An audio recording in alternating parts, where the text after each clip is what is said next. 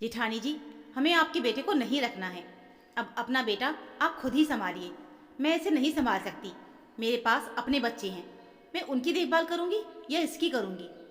शोभा उस 5 साल के अर्चित को उसकी मम्मी सुहानी को सौंपते हुए बोली, छोटी बहू, ऐसा व्यवहार तो मत कर छोटे से बच्चे के साथ। जब तुम्हें जरूरत थी तब तो तुम उसे अपना बेटा बनाकर लेकर गई थी। तब तो तुम अपनी जेठानी के पांव पड़ गई थी। और आज जब खुद एक बेटे की माँ बन गई तो उसे वापस छोड़कर जा रही हो। भगवान से डर। क्या बीतेगी इस छोटे से बच्चे के दिल पर? सास किरण जी ने कहा, मुझे इन सब चीज़ों से कोई लेना देना नहीं अम्मा। ये भैया भाभी की संतान है तो भैया भाभी ही रखें इसे। मैं और जिम्मेदारी नहीं उठा सकता इसकी। मेरे भी बच्चे हैं, मुझे उनका भी देखना है। शहर में रहकर खर्च उठाना इतना आसान नहीं होता। अब की बार छोटा बेटा विपिन बोला, पर भैया जी, हम भी तो शहर में ही रह रहे हैं। ये तो गलत बात है ना। जब इसका जन्म हुआ था तब तो आप इसे अपना बेटा बना के लेके गई थी, और अब इसे वापस मेरे पास छोड़कर जा रहे हो। मैं क्या जवाब दूंगी अपने बाकी के 3 बच्चों को कि चाचा चाची अपने बेटे को यहाँ क्यों छोड़कर गए हैं? अब की बार भाभी सुहानी बोली, अब इसमें जवाब क्या देना है भाभी? साफ साफ बोलो कि ये आपका बेटा है, इसे आपने जन्म दिया है, तो ये उनका छोटा भाई है। इसमें भला डरने की क्या बात है? डंके की चोट पर बताओ, उन्हें भी और इसे भी। विपिन ने कहा, अरे कितना गलत कर रहे हो तुम लोग। ये छोटा सा बच्चा तुम्हें अपना मम्मी पापा मान चुका है और अपने मम्मी पापा को ताऊ ताई। अब तुम इसे यहाँ छोड़कर जाओगे तो उसके बाल मन पर कितना असर होगा? कुछ सोचा भी है या अपने स्वार्थ में कुछ तुमको दिख नहीं रहा? किरण जी डांटते हुए बोली, अम्मा, अब तुम चाहे कितना भी चीखो चिल्लाओ, मेरी क्षमता नहीं है कि मैं इसे पालूं। जब इसके माँ बाप हैं तो भला मुझे क्या लेना देना? हमने कोई इसका जिंदगी भर का ठेका ले रखा है क्या? मेरी भी ठीक ठाक नौकरी ही है। अपने बच्चों को खुद संभालो, हमारा भी परिवार है। विपिन बेशर्मी पर उतारू हो गया। ये देखकर अब तक चुप बैठे बड़े भाई राजेंद्र ने कहा, तुम्हें परेशान होने की जरूरत नहीं है छोटे। अर्चित मेरा बेटा है तो मैं उसे पाल लूंगा। भगवान की कृपा से अभी उसके पापा के हाथ पैर चलते हैं। भगवान ने मुझे संतान दी है तो उन्हें पालने की हिम्मत भी दी है। तुम यहाँ से अपने परिवार को लेकर जा सकती हो। आखिर जब राजेंद्र ने कह दिया तो विपिन अपनी पत्नी और दोनों बच्चों के साथ अपने घर रवाना होने लगा। लेकिन ये क्या, जैसे ही वो रवाना होने लगा, अर्चित रोता हुआ विपिन से जाकर लिपट गया। पापा, मैं भी आपके साथ जाऊंगा, मुझे छोड़कर मत जाओ। लेकिन विपिन तो इतना कठोर दिल निकला कि उस छोटे से अर्चित को एक तरफ धकेलकर अपनी 2 साल की बेटी को गोद में लेकर वहां से रवाना हो गया। जब शोभा अपने 5 महीने के बेटे को लेकर बाहर रवाना होने लगी तो अर्चित उससे जाकर लिपट गया और रोते हुए बोला, मम्मी मैं भी चलूंगा, मम्मी मैं भी चलूंगा। शोभा उसे अपने से छुड़ाने की कोशिश करने लगी। ये देखकर सबकी आंखों में आंसू आ गए। पर शोभा चिढ़ते हुए सुहानी से बोली, भाभी संभालो अपने बेटे को, दिख नहीं रहा कि मेरी गोद में बच्चा है? कहीं आपका बेटा मेरे बेटे को ना गिरा दे। ये सुनकर सुहानी अर्चित के पास आई और उसे जबरदस्ती शोभा से छुड़ाते हुए अपनी गोद में ले लिया। ताई जी मुझे जाने दो, ताई जी मुझे मेरी मम्मी के साथ जाने दो। अर्चित जोर जोर से रोता जाए और सुहानी से गुहार करता जाए। ये देखकर भी शोभा बिल्कुल नहीं रुकी और अपने बेटे को लेकर वो वहां से रवाना हो गई। पर उस बच्चे का चीखना चिल्लाना बदस्तूर जारी रहा। वो नहीं है तेरी मम्मी, मैं हूँ तेरी मम्मी। सुना ना तुमने वो क्या कह रही थी? सुहानी रोते हुए अर्चित से बोली, बहू ये बच्चा है, उसे समझ में नहीं आएगा। किरण जी बोली तो सुहानी उसे जैसे तैसे चुप कराने लगी। काफ़ी देर तक हर कोई उसे मनाने की कोशिश करता रहा। ये तो सुहानी की 13 साल की बेटी रिया समझदार थी, जो इन हालात को समझ रही थी। वो जैसे तैसे अर्चित को अपने साथ बहला फुसला कर ले गई। ये सब देखकर रोती हुई अम्मा ने राजेंद्र की तरफ देखा तो राजेंद्र बोला, अम्मा तुम कोई बात दिल पर मत लेना, धीरे धीरे हम अर्चित और अपने बच्चों को संभाल लेंगे। और फिर रिया का भी तो साथ है, वो अपने बाकी भाई बहनों को अच्छे से संभाल लेगी। बस आप तो थोड़ा अर्चित का खास ध्यान रखना, उसकी बाल मन पर गलत प्रभाव पड़ सकता है। फिर वो सुहानी से बोला, सुहानी जाओ आज अर्चित की पसंद का कुछ अच्छा सा बना लो। अभी तो उसे इन्हीं सब बातों से ही बहलाना पड़ेगा, थोड़ा टाइम लगेगा लेकिन समझ जाएगा। राजेंद्र की बात मानकर सुहानी रसोई में चली गई। शोभा और विपिन की शादी को 4 साल हो गए थे, लेकिन दोनों की कोई संतान नहीं थी। घर में हालांकि उन्हें कोई कुछ नहीं कहता था, लेकिन अड़ोस पड़ोस के लोग, आने जाने वाले लोग तो टोक ही देते थे। इसलिए विपिन और शोभा परेशान रहते थे।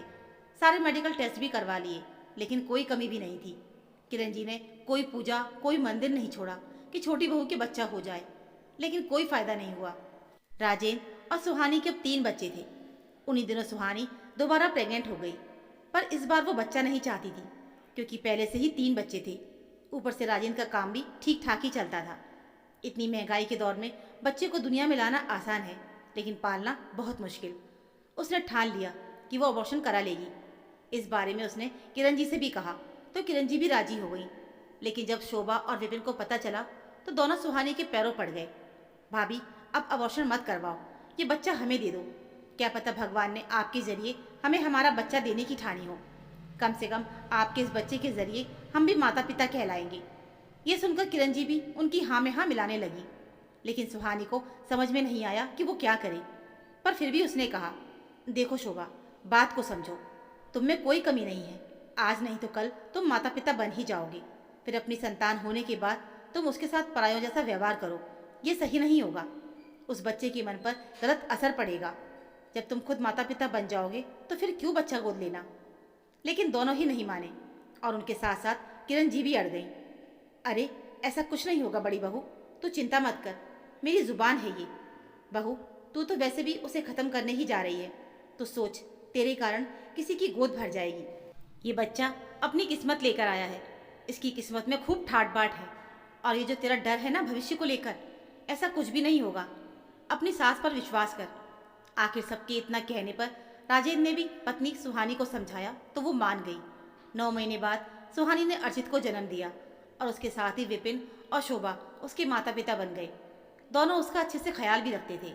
शोभा भी अब खुश रहने लगी थी और ये खुशी तब दुगनी हो गई जब 3 साल बाद वो एक बेटी की माँ बन गई। तब वो कहती थी कि मेरा परिवार पूरा हो गया, पर असल समस्या तो तब शुरू हुई जब शोभा दूसरी बार प्रेग्नेंट हुई और उसने बेटे को जन्म दिया।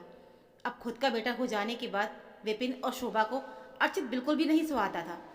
उन्हें लगता था कि वो तो अपने भाई भाभी के बच्चे को संभाल रही हैं। उन्होंने तो जैसे अर्चित को भुला ही दिया था। बात बात पर उसे झिड़क देना, उसका ध्यान ना रखना, कहीं जाना हो तो उसे राजेंद्र और सुहानी के पास यहाँ छोड़ जाना अब उनकी आदत हो गई थी। दोनों मन ही मन चाहते थे कि राजेंद्र और सुहानी अपने बच्चे को वापस अपने पास रख लें और उन्हें अर्चित से छुटकारा मिले, पर क्योंकि बच्चे के लिए वो दोनों खुद ही सुहानी के पीछे पड़े थे, इसलिए बोल नहीं पा रहे थे। किरण जी, राजेंद्र और सुहानी को सब समझ में आ रहा था, लेकिन वो कुछ बोल नहीं रहे थे। उन्हें तो यही लगता था कि शायद ये उनकी गलतफहमी हो। छोटे बच्चों के साथ वो उसे संभाल नहीं पा रहे हों, पर साथ ही वो अपनी बेटी के साथ ऐसा व्यवहार भी तो नहीं कर रही थी। पर आज जब किरण जी ने उन दोनों को इस बारे में टोका तो इतनी सब बहसबाजी हो गई। आज उन्होंने अपने मन की बात कह दी और अर्चित को फाइनली उसके माता पिता के पास ही छोड़ दिया। खैर, राजेंद्र और सुहानी उसके माता पिता थे, अपने बच्चों को वो यूँ तो नहीं छोड़ सकते थे। शुरू शुरू में अर्चित और परिवार वालों को काफ़ी परेशानी हुई। उस छोटे से बच्चे का मन ये मानने को तैयार ही नहीं था कि जिनके साथ वो शुरू से रहा वो उसके माता पिता नहीं बल्कि चाचा चाची थे। अर्चित को इस तरह परेशान देखकर किरण जी की आंखों में भी आंसू आ जाते। आखिर अब किस मुंह से वो जवान दे जब छोटे बेटे बहू ने मान ही नहीं रखा। लेकिन फिर भी सुहानी और राजेंद्र ने कभी उनसे शिकायत नहीं की। आखिर कुछ दिन या यूं कहें कि कुछ महीने लगे, लेकिन अर्चित धीरे धीरे संभल गया। राजेंद्र और सुहानी उसके माता पिता हैं, इस सच्चाई को उसने भी मान लिया। अपने भाई बहनों के साथ वो अब खुश रहता था, पर अब वो विपिन और शोभा के सामने आना भी नहीं चाहता था। अब उन लोगों का राजेंद्र और सुहानी से व्यवहार भी पहले जैसा नहीं था। लेकिन समय का चक्र देखो, अब राजेंद्र का व्यवसाय काफ़ी अच्छा चल निकला था। सारे बच्चे शहर में बड़े स्कूल में पढ़ रहे थे, घर में नौकर चाकर काम कर रही थी। अब कभी विपिन और शोभा किरण जी से मिलते तो किरण जी डंके की चोट पर उनसे कहती, तुम अपने दिल पर बोझ मत लो बेटा, मैंने कहा था ना कि ये बच्चा अपनी किस्मत लेकर आया है। इसकी किस्मत में ठाट बाट लिखे थे जो ये लौटकर अपने माता पिता के पास आ गया, और इसके आते ही इसके पिता का व्यवसाय बहुत अच्छे से चल निकला। वाकई कुछ लोग किस्मत लिख कर आते हैं और उनकी बात सुनकर दोनों पति पत्नी अपना सा मुँह लेकर रह जाते हैं। तो दोस्तों, ये थी हमारी आज की कहानी। उम्मीद है आपको ये कहानी ज़रूर पसंद आई होगी। कहानी अच्छी लगी हो तो प्लीज़ वीडियो को लाइक और चैनल को सब्सक्राइब ज़रूर कर लीजिएगा। मिलते हैं फिर एक और ऐसी नई कहानी के साथ। तब तक के लिए धन्यवाद।